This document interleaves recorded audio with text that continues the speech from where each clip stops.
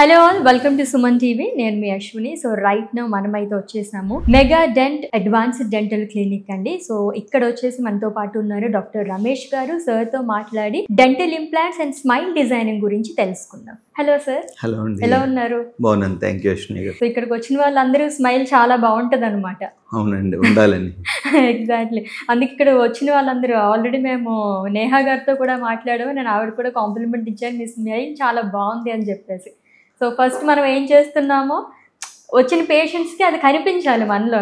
డెఫినెట్గా కదా, మీ స్మైల్ కూడా చాలా బాగుంది కాబట్టి మేము స్మైల్ గురించి మాట్లాడతాం ఈజీగా ఉంటుంది. Thank you so much sir.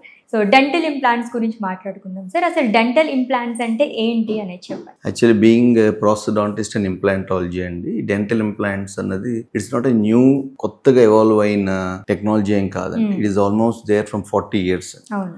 Dental implants, being a masters in dental implants and prosthodontics, and dental implants is not an evolving subject. It became more public after this artificial intelligence, social media వచ్చాక. Dental implants is there from past 40 years. But evolving లో ఒక major advantage ఏమైందంటే, ఇంతకుముందు కంబర్సమ్గా ఉండేదండి. అంటే పెద్ద surgery చేసి దాంట్లో ఇంప్లాంట్స్ పెట్టే ఇండస్ట్రియల్ ఇంప్లాంట్స్ అని బోన్ లోపలికి పెద్ద ప్లేట్లా పెట్టేవారు, ప్లేట్స్ అలాంటివి పెట్టేవారు. ఇప్పుడు ఏమైందంటే బాగా సొఫిస్టికేట్ మెషినరీ వచ్చేసిందండి. ఈ ఆర్టిఫిషియల్ ఇంటెలిజెన్స్ వలన, విత్ ఆ డయాగ్నోస్టిక్ టూల్స్ వలన గైడెడ్ సర్జరీస్ వచ్చాయి. గైడెడ్ సర్జరీ అంటే పేషెంట్కి అసలు ఒక ఇంజెక్షన్ చేసాక టిష్యూ కూడా ఓపెన్ చేయలేకుండా ఇంప్లాంట్ వేసేయచ్చాను. సో పేషెంట్కి ఏమవుతుందంటే, because of the busy lifes everybody just they come in అండి. మనం చాలా చిన్న టెక్నాలజీ చేంజ్ తోటి చిన్న ఇంజెక్షన్ చేస్తాం, శుభ్రంగా ఫ్లాప్లెస్ ఎలివేట్ చేసి, ఫ్లాప్ ఎలివేట్ చేయలేకుండా ఫ్లాప్లెస్ సర్జరీ తోటి కూడా ఇంప్లాంట్ పెట్టేయచ్చండి. ఇప్పుడు ఏమవుతుందంటే చాలా మందికి they don't have time. So మనకి ఎప్పుడు ఇమీడియట్ లోడెడ్ అండి. ఇమీడియట్ ప్లేస్డ్ అంటే పన్ను తీసిన వెంటనే ఇంప్లాంట్ పెట్టేయడం.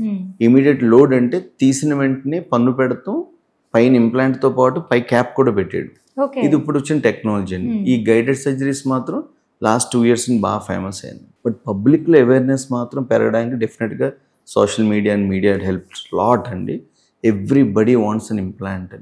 ఇంప్లాంట్లో ఉన్న మేజర్ అడ్వాంటేజ్ ఏంటంటే, న్యాచురల్ టీత్ ఆర్ సేవ్డ్ అండి. బ్రిడ్జ్ చేయించుకోవాల్సి వస్తే పక్క 2 teeth షేప్ చేసి ఆ 2 సపోర్ట్స్, అబట్మెంట్ సపోర్ట్తో బ్రిడ్జ్ పెడతాం. ఇది అలా అక్కడ లేకుండా అక్కడ పెడతాం. 2 మొత్తం టీత్ లేని వాళ్ళకి డెంచర్ వాడవలసి వచ్చేది. ఇర్రెస్పెక్ట్ ఆఫ్ ద సోషల్ స్టేటస్ వాళ్ళకి డిస్కంఫర్ట్ ఉండేది. ఇప్పుడు ఇంతకుముందు అది ఓన్లీ ప్రివిలేజ్ పీపుల్ చేయించుకునేవారు, బాగా హయ్యర్ ఎకనామిక్ ఎక్స్పెన్సెస్ ఉండి అండి. ఇప్పుడు all at come down because of digital అండి. మనకి డిజిటల్ వల్ల చాలా major break through in implants. So ఇప్పుడు ఏమవుతుందంటే all on 4, all on 6 అని ఇంప్లాంట్స్ సేమ్ డే డెలివరీ అనమాట. అంటే we already doing it. It's a tooth in a day అండి. Like somebody comes with a broken tooth or a damaged part, we give a tooth in 124 hours. We complete the whole thing. They will go out with teeth. వచ్చారంటే 12 hours టీత్తో బయటకు వెళ్తారు. ఇలా full sets కూడా. దీనివల్ల ఏంటంటే వాళ్ళకి confidence ఉంది. They go out for food habits మారక్కర్లేదు. బయట సోషల్ స్టిగ్మా లేదు. 10 మందిలో సొసైటీలోకి వెళ్ళాక టీత్ లేవంటే వాళ్ళకి ఒక చిన్న కాన్ఫిడెన్స్ బ్రేక్ ఉండకుండా we can help it out. అది technology at help dentist to serve public. And so both dentist and public got advantage with this artificial intelligence. So it came in 2 different things. And first is implants అండి. Implants ఎప్పుడు చేయించుకున్నా అండి, 18 years తర్వాతే suggest చేయాలండి implants. Before 18 years growth, ఇంకా cessation of growth అవ్వకముందు implants అసలు plan చేయకూడదండి. రెండోది ఏంటంటే, ఇంప్లాంట్స్ పెట్టేటప్పుడు చూసుకోవాల్సిన కొన్ని ఫ్యాక్టర్స్లో మేజర్ ఫ్యాక్టర్ బోన్ డెన్సిటీ అండి. బోన్ డెన్సిటీ చెక్ చేయకుండా పేషెంట్ ఇంట్రెస్ట్గా ఉన్నా సరే ఇంప్లాంట్ పెడితే అది లాంగ్ రన్లో ఇట్ డజంట్ స్టే, లాంజివిటీ తగ్గిపోద్దండి. రెండోది డయాబెటిక్ పేషెంట్స్ కానీ, అదర్ ఇష్యూస్ అయినా అంటే ఏమైనా రేడియేషన్ అయిన పేషెంట్స్ కానీ, ఆల్రెడీ ఏమైనా బోన్ ఇష్యూస్ ఉన్న పేషెంట్స్ కానీ, ఆల్కలైన్ ఫాస్ఫేటేస్ కొన్ని బయోకెమిస్ట్ టెస్ట్లో సరిగ్గా లేని వాళ్ళకి కానీ అసలు ఇంప్లాంట్ సజెస్ట్ చేయకూడదండి. ఇంప్లాంట్కి మేజర్గా ఎప్పుడు కూడా ప్లానింగ్ పర్ఫెక్ట్గా ఉండాలండి. ప్లానింగ్ పర్ఫెక్ట్గా ఉండాలి. వాళ్ళ జనరల్ ఫిజికల్ హెల్త్ని పర్ఫెక్ట్గా చెక్ చేసుకోకుండా ఇంప్లాంట్స్కి వెళ్ళకూడదండి. It is not something like we can't do it. We should do it with certain care అండి. అది మాత్రం కన్సర్న్ తీసుకోకుండా చేయకూడదు. కార్డియాక్ పేషెంట్స్కి, డయాబెటిక్ పేషెంట్స్ కూడా అండర్ కంట్రోల్ ఉంటే చేయొచ్చు కానీ, but we should be cautious. Okay. So in case ఒక పేషెంట్ ఇక్కడికి వచ్చారనుకోండి, సో వాళ్ళకి డెంటల్ ఇంప్లాంట్ చేయాలంటే గనక ఎంత టైం పడుతుంది? ఆల్రెడీ మీరు ఇందాక చెప్పారు ఒక రోజులో అయిపోతుందని. మినిమమ్ మనకి ఎంత టైం పడుతుంది మొత్తం ప్రాసెస్ అంతా అవ్వడానికి? సింగిల్ ఇంప్లాంట్ అవుతే ఆల్మోస్ట్ ఒక 20 minutes నుంచి 35 minutesలో సింగిల్ ఇంప్లాంట్ అవుతే అయిపోతుందండి. డ్యూయల్ ఇంప్లాంట్స్ కానీ సీరియల్ ఇంప్లాంట్స్ కానీ ఉంటే హాఫ్ అన్ అవర్ నుంచి 1 hour లోపల ఎన్ని ప్రొసీజర్ అయిపోతుంది. ఓకే. ఫుల్ మౌత్ ఇంప్లాంట్స్ మాత్రం ఒక ఆర్చ్ చేయడానికి 1 hour పడుతుంది. అంటే అప్పర్ మ్యాండిబుల్ కానీ మ్యాక్సిలా కానీ పైదంతాలు దవడ మొత్తం కానీ కింద దవడ సెక్షన్ మొత్తం కానీ వేయాలనుకుంటే 1 hourలో పడుతుందండి. ఓకే. లోడింగ్ కూడా అలాగే, అంటే వాటిని పళ్ళు పెడతాం కూడా 1-2 hours అయిపోతుంది. ఆల్మోస్ట్ ఒక సెషన్ ఆఫ్ డేలో మనం కంప్లీట్ చేసి సో 1 dayలో చేసేయచ్చు. బిఫోర్ దట్ ఏమన్నా మీరు సజెషన్స్ ఇస్తారా వాళ్ళకి ముందు, లేదా అప్పటికప్పుడు ఎవరికైనా ఎమర్జెన్సీగా వస్తే ఇది కుదురుతుందా? ఎమర్జెన్సీగా వచ్చేది వేసేది ఏంటంటే ఓన్లీ ట్రామా అండ్ యాక్సిడెంట్ అయిన పేషెంట్స్ ఎవరికైనా ఉంటే ఆల్రెడీ టెస్ట్ అయినా అయిపోయి ఉంటే జస్ట్ ఊడిన వెంటనే ఆ బ్లీడింగ్ సాకెట్లో క్లీన్ చేసి వెంటనే ఇమీడియట్గా ఇంప్లాంట్ ప్లేస్ చేసేయచ్చండి. కపుల్ ఆఫ్ రీసెంట్ సెలబ్రిటీస్ కూడా చేయించుకున్నారు అలాగే రీసెంట్గా, బయట వేరే చోట చేయించుకున్నది కూడా అందరు ఎవ్రీబడి నో దట్. బట్ ఇమీడియట్గా ఎందుకు ఇంప్లాంట్ చేయండి, it's not a emergency procedure, అది ఎలెక్టివ్ ప్రొసీజర్. మనం కరెక్ట్గా అన్ని చూసుకుని చేయవలసిన ప్రొసీజరే ఎక్కువ ఉంటుంది. చాలా రేర్గా ఎమర్జెన్సీ ప్రొసీజర్ ఇంప్లాంట్ అవుతుంది. అంటే దే డోంట్ హ్యావ్ టైం, సడన్గా పన్ను ఊడిపోయింది ఇప్పుడు పెట్టకపోతే తర్వాత మళ్ళీ అవ్వదనుకున్న పొజిషన్స్లో తప్ప వీ షుడ్ నాట్ ప్లాన్ ఇమీడియట్గా ఎమర్జెన్సీ ప్లేస్మెంట్ ఆఫ్ ఇంప్లాంట్. ఎందుకంటే కొన్ని టెస్ట్లు కొన్ని బోన్ డెన్సిటీలు చూడకుండా ఇంప్లాంట్ వేసి రేపొద్దున పేషెంట్కి ఇబ్బంది అవ్వకూడదు కాబట్టి హరీ ప్రొసీజర్ అయితే కాదండి. ఓకే. ముందుగా ప్రికాషన్స్ ఏమన్నా ఉంటాయి సార్? ఇవి తీసుకోకూడదు, ఈ ఫుడ్స్ తీసుకోకూడదు అని చెప్పేసి, అండ్ ఆల్కహాలిక్ అయి ఉండకూడదు, స్మోక్ చేయకూడదు, అంటే ఏదైనా సర్జరీస్ ముందు ఇవన్నీ చెప్తారు కదా, డెంటల్ ఇంప్లాంట్కి కూడా ఇవి వర్తిస్తాయా? సేమ్ అండి. ఎనీ ఇంప్లాంట్ అన్న word and we going to plant A tooth in patient body and it is not something which is staying on the body and inside body వెళ్తుంది. కాబట్టి మనం కొన్ని ప్రోటోకాల్స్ కంపల్సరీ ఫాలో అవ్వాలండి. Patient health conditions ఎలా తీసుకుంటామో మీకు కరెక్ట్గా అడిగినట్టుగా పేషెంట్ హ్యాబిట్స్ కూడా చాలా చూసుకోవాలి. మనందరికీ తెలిసిందంటే స్మోక్ చేసే వాళ్ళకి డెఫినెట్గా లాంగ్ రన్లో కరెక్ట్గా మెయింటైన్ చెప్తే స్మోక్ పేషెంట్స్ ఎప్పుడు కూడా అక్కడ ప్రికాషనరీ నోట్ అండి. Red flag again for alcoholics, because heavy alcohol తర్వాత హెవీ ఫుడ్ అనేది తిన్నారనుకోండి, సో అన్ఈవెన్ ఫోర్సెస్ ఏం పడకూడదు. ఈ అందరికీ తెలిసినాయి అండి, అందరిని అడుగుతాం కూడా. కానీ మనం ఎప్పుడు చెక్ చేయవలసిన ఒక హ్యాబిట్ ఏంటంటే అందరికీ కూడా గ్రైండింగ్ అండ్ క్లెంచింగ్ హ్యాబిట్స్ ఉంటాయండి. స్ట్రెస్ రిలేటెడ్ హ్యాబిట్స్ అనమాట. అది పిల్లల్లో ఉండకపోవచ్చు, పెద్దోళ్ళు ఎక్కువ ఉంటుంది. గ్రైండింగ్ చేస్తారు, టీత్ నైట్ టైం గ్రైండ్ చేయడం కానీ క్లెంచ్ చేయడం కానీ. ఈ గ్రైండింగ్ హ్యాబిట్స్ ఉన్న వాళ్ళు కనుక సెపరేట్ ప్రికాషన్ తీసుకోకుండా ఇంప్లాంట్స్ వేస్తే ఇబ్బంది పడే అవకాశం ఉంటుందండి. ఓకే. సో ఇన్ కేస్ మనకి ఇంప్లాంట్ తర్వాత ఎటువంటి జాగ్రత్తలు తీసుకోవాలంటే ఒక పీరియడ్ అని ఉంటుంది కదా సార్, ఏదైనా సర్జరీ చేయించుకున్న తర్వాత వీళ్ళు ఎంతకాలం జాగ్రత్త తీసుకోవాలి? జనరల్గా ఇంప్లాంట్స్ ప్లేసెస్గా 2 స్టెప్ సర్జికల్ ప్రొసీజర్ ఉంటుందండి. సింగిల్ స్టెప్ ప్రొసీజర్ ఉంటుంది. సింగిల్ స్టెప్ అంటే లోపల ఇంప్లాంట్, దాని పైన వచ్చే ఎక్స్టెన్షన్, నోట్లోకి వచ్చే ఎక్స్టెన్షన్ ఎబట్మెంట్ అంటాం, ఎబట్మెంట్ కలిపి పెట్టేసి ప్రొసీజర్. అది సింగిల్ టైం ప్రొసీజర్ కాబట్టి దానికి ఎక్స్ట్రాగా ఏమి ఉండదు. 2 స్టెప్ ప్రొసీజర్ అంటే ఫస్ట్ ఇంప్లాంట్ వేసి 3 months పోయాక బోన్లో అది ఆసియోఇంటిగ్రేట్ అయ్యి ఎముకలో అది మైమికం అయ్యి దాని బలం పెరిగాక దానిపైన ఇంకో పార్ట్ పెడతాం అనమాట. ఆ సెకండ్ స్టెప్ ప్రొసీజర్స్ జనరల్గా కూడా ఎప్పుడు గుడ్ ఓల్డెన్ టైమ్స్ నుంచి చేస్తున్నది. Until and unless it is emergency second step procedures are more advisable అండి. బికాస్ పేషెంట్కి దాని మెయింటెనెన్స్ తెలుస్తుంది, డాక్టర్కి పేషెంట్ ఎలా మెయింటైన్ చేస్తుందో తెలుస్తుంది. కాబట్టి 2 స్టెప్ ప్రొసీజర్ ఉంటుంది. కానీ కంపల్సరీ ఇంప్లాంట్స్ కంపెనీస్ని బట్టి వేరేగా ఉన్నా సరే 45 days నుంచి 60 days టైం తీసుకోవడం అనేది చాలా కామన్ అండి. ఇంప్లాంట్ లోడ్ చేయడానికి అంటే మనం నోట్లో పెట్టిన క్యాప్ పెడతానికి ఒక 2 months టైం తీసుకోవడం ఎప్పుడు మంచిదండి. ఓకే. సో అరుగుదల అనేది ఉంటుంది, ఏది పర్మనెంట్ కాదు కాబట్టి. సో ఇది పర్మనెంట్ ప్రొసీజరా సార్ డెంటల్ ఇంప్లాంట్ అనేది? అవునండి, dental implant permanent procedure. It's like మనం ఒక ఇంప్లాంట్ని మన బాడీలో ప్లేస్ చేసామంటే ఆసియోఇంటిగ్రేషన్ అయ్యాక ఇంకా ఇంప్లాంట్ ఎప్పుడు పర్మనెంట్. మన పైన పెట్టిన క్యాప్ అన్నది మీరు అన్నట్టుగా వేర్ అండ్ టేర్ ఉంటుందండి. కాకపోతే ఒక 20-25 years టైం పట్టచ్చండి. ఎందుకంటే నేను I'm practice for 20 years. Implants మార్చిన టీత్ అన్నీ కూడా ఈ మధ్యన 20 years తర్వాత మార్చినాయి కాబట్టి 20 years వరకు వస్తుంది. కానీ ఇప్పుడు క్యాప్స్ వెరైటీస్ చాలా మంచి వచ్చేసినాయి కాబట్టి క్రౌన్స్, సో డెఫినెట్లీ 25 years అయితే వాడచ్చండి. But not as you said very much, any artificial needs maintenance and it should be taken care. And is it affordable sir? అందరూ ఇది అఫోర్డ్ చేయగలరా? ఇంప్లాంట్స్ చాలా అఫోర్డబుల్ అయినాయండి. ఇప్పుడు before it should be very expensive procedure ఇందా చెప్పినట్టుగా. కానీ ఇప్పుడు ఏంటంటే ఇంప్లాంట్స్ కంపల్సరీ అందరూ కూడా ఏం చేసుకోవచ్చు, బ్రిడ్జ్కి ఎంత కాస్ట్ అవుతుందో అదే కాస్ట్లో ఇంప్లాంట్స్ అయిపోతున్నాయి.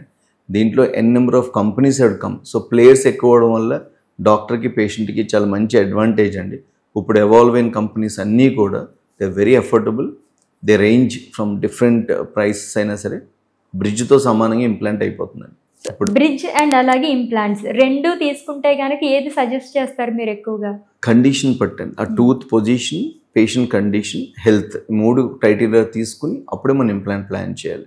ఈజ్ ఇట్ సేఫ్ సార్ అందరికీ సేఫ్ అండి. Until unless they have any blood thinners ఉండే మనం చెక్ చేసుకోవాలి, అన్కంట్రోల్ డయాబెటీస్ ఉంటే చేసుకోవాలి, ఆర్గన్ ట్రాన్స్ప్లాంట్ ఉంటే చేసుకోవాలి. ఈ 3 మాత్రం కంపల్సరీ కేర్ తీసుకోవాలండి. యాజ్ యూజువల్ అందరికీ ప్రెగ్నెన్సీలో కానీ ఎనీ అదర్ ఆర్గాన్ ఇబ్బందుల్లో ఉన్న, కిడ్నీ ప్రాబ్లమ్స్ ఉన్న, ఆల్రెడీ డయాలసిస్లో ఉండి అలా కాంప్రమైజ్ పేషెంట్స్లో ఎప్పుడు కూడా రెడ్ ఫ్లాగ్ అండి, చూసుకుని చేయాలి. ఓకే, డయాబెటిక్ పేషెంట్స్ కూడా కొంచెం ఇబ్బందికరమైన ప్రాసెస్. కంట్రోల్ ఉంటే చేయించుకోవచ్చు అండి. చేయించుకున్నాక ఆ కంట్రోల్ ఉంచుకోకపోతే ఎప్పుడైనా ఇన్ఫెక్షన్, గమ్ ఇన్ఫెక్షన్స్ వస్తే అది డెట్రిమెంటల్ అవ్వచ్చు. బట్ జనరల్గా పేషెంట్స్ ఇప్పుడు డయాబెటీస్ చాలా బాగా కంట్రోల్ చేసేస్తున్నారు కాబట్టి నాట్ ఎ బిగ్ థింగ్ అండి, బట్ ఈ should be taking care. Very nice sir. And smile designing గురించి మాట్లాడుకుందాము. సో స్మైల్ డిజైనింగ్ అంటే ఏంటి అనేది బ్రీఫ్గా చెప్పారు. జనరల్గా ఇప్పుడున్న generation everybody is interested in beauty and everybody is conscious about their smile, everybody is conscious about their looks. Smile designing అన్నది యాక్చువల్లీ ప్రొసీజర్లో చాలా థిన్ లైన్ నుంచి యూ కెన్ డూ ఎనీథింగ్ అండి. ఫస్ట్ కాంటూరింగ్ ఉంటుంది. కాస్మెటిక్గా మీ స్మైల్ లైన్కి teeth line కూడా కాంటూర్ చేయడం స్మైల్ కాంటూరింగ్ అండి. స్మైల్ కాంటూరింగ్ నుంచి లామినేట్స్ అండ్ వెనీర్స్ అని ఆర్టిఫిషియల్గా అప్పర్ లేయర్ ఆఫ్ యువర్ టీత్ని లైక్ డైరెక్ట్గా టీత్ని ట్రిమ్ చేసి కాస్మెటిక్ సిమెంట్ కాంపోజిట్స్తో చేయడం, లేదా ఆర్టిఫిషియల్గా లిథియం డైసిలికేట్ లేదా జిర్కోనియా తోటి లామినేట్స్ చేయడం అండి, క్రౌన్స్ చేయడం, అన్నట్లు కూడా స్మైల్ డిజైనింగ్ అండి. బట్ స్మైల్ డిజైనింగ్ అన్నది it can start from contouring with implants, with crowns, caps, aligners, clips, ఏటిలతో అయినా సరే స్మైల్ని ఆ పేషెంట్కి తగ్గట్టుగా డిజైన్ చేయడం అండి.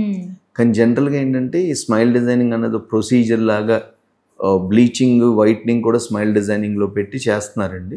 కానీ దానికి యాక్చువల్లీ ఒక డిజిటల్గా కూడా before we do unto the patient వాళ్ళ పిక్చర్స్ తీసుకుని ఓకే స్మైల్ డిజైనింగ్ని డాక్టర్ ముందే ఆ పేషెంట్ యొక్క వీడియో ఉంటుందండి, when they talk, when they smile, దాన్ని మనం దానిలో ఇంబైబ్ చేసి దాని తగ్గట్టుగా టీత్ కాంటూరింగ్ చూసి పేషెంట్కి ఎక్స్ప్లెయిన్ చేసాక అప్పుడు ఎలా చేయాలి. Digital smile everything is designed on digital అండి. సో పేషెంట్ నోట్లో చేయకముందే we can preplan the whole thing, we can show them. Patient ఒకసారి హ్యాపీ అనుకున్నప్పుడు we can go for smile designing and finish the same procedure in patient mouth. So ఏమవుతుందంటే they will have more confidence. Second thing ఏంటంటే మనకి error ఉండదండి. So డిజిటల్గా already దాన్ని check చేసేసుకుంటాం, దాని patient నోట్లో పెట్టకముందు పేషెంట్ చూపెడతాం this you going to have a smile like this అని.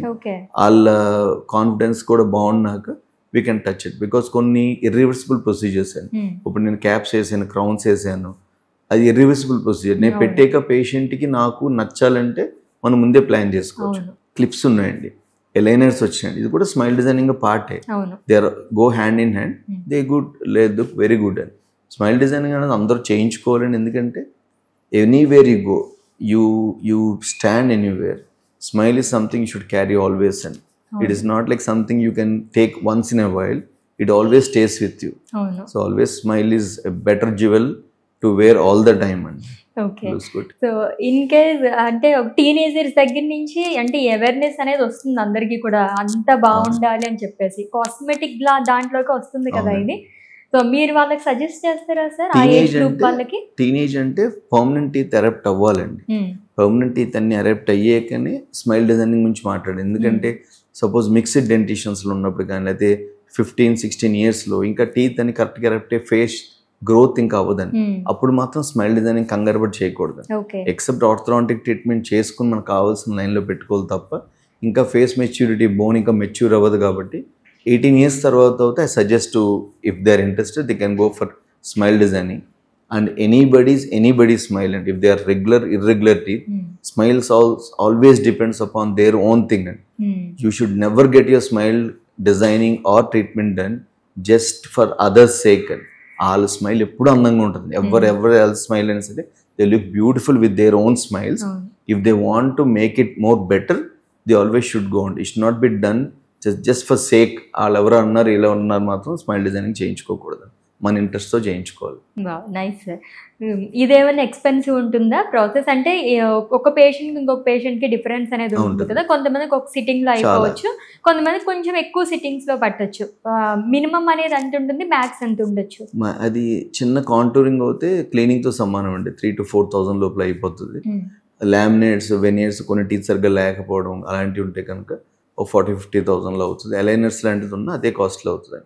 కాస్ట్ కంటే మేజర్ దీంట్లో థింగ్ ఏంటంటే పేషెంట్కి ఫస్ట్ మనం చేసినప్పుడు ఫస్ట్ సిట్టింగ్లో పేషెంట్ క్లారిటీ ఉండాలండి. స్మైల్ డిజైనింగ్ డాక్టర్కి ఉన్న నాలెడ్జ్ డాక్టర్ షేర్ చేయాలండి, పేషెంట్కి ఉన్న ఐడియా పేషెంట్ షేర్ చేయాలండి.